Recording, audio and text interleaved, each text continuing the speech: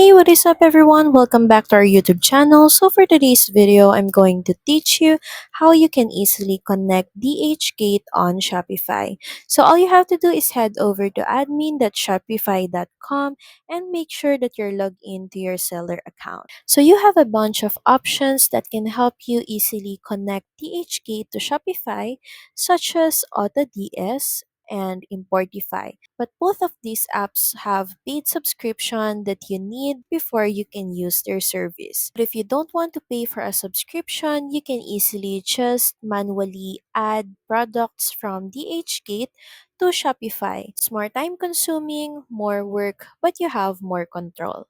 And in order to do that, just head over to dhgate.com, select the product that you want to add to Shopify. Say this product, for example, just add the title manually. Then just head back to Shopify page, then click on products on the left panel.